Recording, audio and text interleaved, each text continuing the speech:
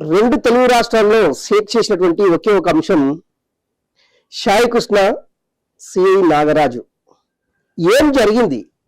డెత్తా, lockup డెత్తా, మిస్సింగా?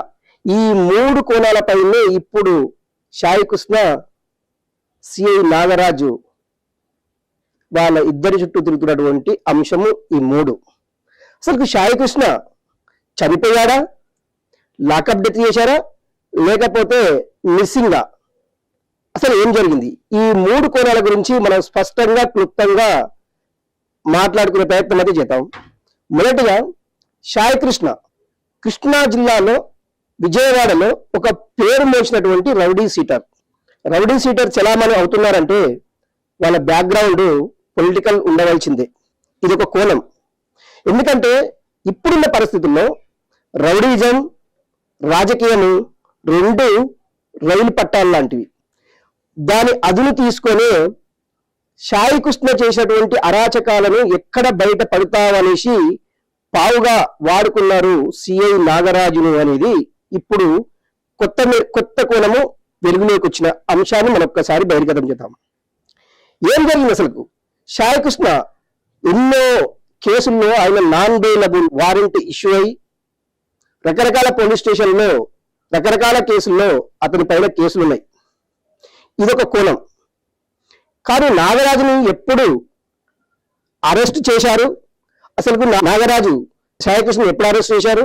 Saikrishna పైన అసలు complaint Krishnalanka police స్టేషన్లో ఏ రోజు నమోదైంది? అసలు మార్కాపురం నుండి ఇద్దరు కానిస్టేబుల్, టాస్క్ ఫోర్స్ కానిస్టేబుల్స్ ఒక ప్రైవేట్ వెహికల్లో మార్కాపురం నుండి విజయవాడ తీసుకెళ్లారు అనేది ఈ ఒక కోణం. ఇవన్నీ బాగానే ఉన్నాయి. మే 6 కృష్ణలంక పోలీస్ స్టేషన్ కి సాయి కృష్ణని తీసుకురావడం జరిగింది. ఏ కేసు, ఎలాంటి కేసు, కంప్లైంటర్ ఎవరు, ఇవన్నీ ఈ ఆధారాలు ఎక్కడ కూడా లేకుండా మటుమాయం చేసినటువంటి సిఐ నాగరాజు. అసలు సిఐ నాగరాజు ఈ కేసు నుంచి తప్పించుకోవడానికి 10 నెలల కాలం పాటు సుమారు సీసీ ఫుటేజ్ని మొత్తం టోటల్ గా ధ్వంసం చేశాడా, దాన్ని తీసి బయట పెట్టాడా? ఈ కోణం ఇప్పటికీ ఈ రోజు మన సిట్ అధికారుల ముందు సీసీ ఫుటేజ్ లేదు అనేది చాలా బహిర్గతమైనటువంటి అంశం. కానీ నాగరాజు ఒకవేళ ఇందులో ఇన్వాల్వ్మెంట్ లేకుంటే ఈ సీసీ ఫుటేజ్ కావచ్చు, సాయి కృష్ణపై జరిగినటువంటి ఎఫ్ఐఆర్ కావచ్చు, ఇవన్నీ మాయం చేయవలసినటువంటి పరిస్థితి ఎందుకు వచ్చింది? ఇప్పుడు ఇక్కడే అసలు సమాచారాన్ని రాబట్టారు సిట్ అధికారులు. సాయి కృష్ణ మే 6వ తేదీ ఉదయం 10 గంటలకు లాకప్ లో ఉన్నాడు. అక్కడ పోలీసులు ప్రయోగించేటటువంటి థర్డ్ డిగ్రీ కావచ్చు, పోలీసులు చెప్పేటటువంటి ఇంట్రాగేషన్ కావచ్చు, వీటన్నిటిపైన సాయి కృష్ణ లాకప్ డెత్ అయ్యాడు, అక్కడి నేరుగా కృష్ణలంక శ్మశాన వాటికకు తీసుకెళ్లి సాయంత్రం 6 గంటలకు దహనం చేశారు అనేది కొంత ప్రాథమిక సమాచారం తెలుస్తుంది. అంతకంటే ముందు అక్కడ సిట్ అధికారులు కావచ్చు, స్థానికంగా ఉండేటటువంటి పోలీసులు కావచ్చు, శ్మశాన వాటికల్లో ఒక రికార్డు మెయింటైన్ చేస్తారు. అంటే ప్రతిరోజు ఎన్ని డెడ్ బాడీలు ఇక్కడ వచ్చి దహనం చేశారు, వాళ్ళ అడ్రస్ ఏంది, వాళ్ళకి సంబంధించిన డీటెయిల్స్ అందులో మెన్షన్ చేస్తారు. ఆ రోజు ఇచ్చిన సమాచారం ఏంటంటే సాయి కృష్ణ ఆ రోజు ఇచ్చిన సమాచారం అక్కడ ఉన్నది. ఈ రోజు మొత్తము ఉదయం 10 గంటల నుంచి సాయంత్రం 5 గంటల వరకు 2 డెడ్ బాడీలనే ఇక్కడ దహనం చేశారు అనేసి ఆ రికార్డులో వాళ్ళు చెప్పినటువంటి అంశం.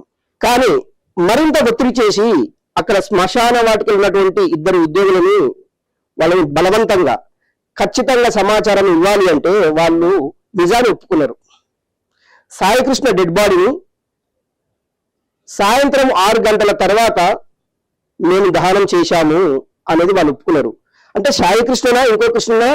కానీ సాయంత్రం 6 గంటల తర్వాత దహనం చేయడానికి అక్కడ రూల్స్ ఒప్పుకోవు. కానీ ఒక అసిస్టెంట్ మెడికల్ ఆఫీసర్ అతను బలవంతంగా ఫోన్ చేసి ఇది దహనం చేయవలసింది అర్జెంటుగా అంటే అతను ఒప్పుకొని వెంటనే దహనం చేశారు. కానీ 1 by 1 అంటే సాయి కృష్ణ ఆధారాలు ఎక్కడ దొరకకుండా సిఐ నాగరాజు చాలా పకడ్బందీగా మాఫీ చేయడానికి ఆయన చేసినటువంటి కుట్రలో భాగము అనుకోవచ్చు. శ్మశాన వాటి కావచ్చు, సీసీ ఫుటేజ్ కావచ్చు, మార్కాపురం నుండి ఒక ప్రైవేట్ వెహికల్లో విజయవాడ తీసుకెళ్లడం, ఇవన్నీ చూస్తే సిఐ పాత్ర ముమ్మాటికి ఉంది అనేది చాలా స్పష్టమవుతున్నటువంటి పరిస్థితులు. ఇంతవరకు బాగుంది. కానీ సిఐ చేసినటువంటి ఈ నేర చరిత్ర, సిఐ చేసినటువంటి ఆగడాలు, సిఐ చేసినటువంటి ఈ సీసీ ఫుటేజ్ మొత్తము తీయడాన్ని ఇది చట్ట విరుద్ధ చర్యగా మనము అభివర్ణించాలి. ఇంకొకటి, ఇంతప్పుడు ఆగుతుందా? సీసీ ఫుటేజ్ పోతుంటే ఆధారాలు లేకుండా పోతావా? కానీ క్లౌడ్ లో ఈ ఫుటేజ్ మొత్తం ఉంటది అనేది సిఐ నాగరాజు గారు మర్చిపోయినట్టుండ్రు. ఇప్పుడు ఆ కూబిని లాగుతున్నారు సిట్ అధికారులు. ఇంకొక విషయం, శ్మశానంలో సాయంత్రం 6 గంటల తర్వాత అక్కడ కాల్చబడినటువంటి శవం ఏదైతే ఉందో దానికి సంబంధించిన బూడిదను కూడా అక్కడ నాగరాజు గారు లేకుండా చేశారనేది కూడా అక్కడ చెప్తున్నటువంటి ఆ ఎంప్లాయీస్ చెప్తున్నటువంటి సమాచారం. ఆ బూడిద ఎక్కడ ఇప్పుడు అంటే ఒక సంచిలో, ఇప్పుడు వాళ్ళు ఇచ్చినటువంటి ఇన్ఫర్మేషన్ ఒక బ్యాగులో భద్రపరచాలనేసి అక్కడ ఎంప్లాయీస్ చెప్తున్నటువంటి అంశం. మనం ఇవన్నీ ఒకటి వన్ బై వన్ ప్రతి అడుగున నాగరాజు, సిఐ నాగరాజు గారు అడుగడుగునా తప్పులు చేస్తూనే ఉన్నారు. కానీ నాగరాజుకి ఎందుకు సాయికృష్ణ పైన ఇంతలా, అంటే తనపైకి వస్తుందని తెలిసినా కూడా ఇంతలా ఎందుకు ప్రవర్తిస్తున్నాడు అనే అనుమానాలు అయితే చాలా బలంగా సాగుతున్నాయి. ఆ నాగరాజు వెనుక, సిఐ నాగరాజు వెనుక నడిపిస్తున్న ఆ నాయకులు ఎవరు? వ్యవస్థ ఏది? వీటన్నిటిపైన సిట్ అధికారులు చాలా బలంగానే విచారణ అయితే సాగిస్తున్నారు.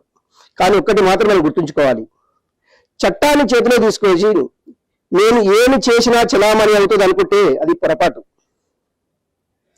ఈరోజు నాగరాజు కావచ్చు, రేపు ఇంకొకరు కావచ్చు, ఎవరైనా చట్ట పరిధిలో పనిచేయాలి.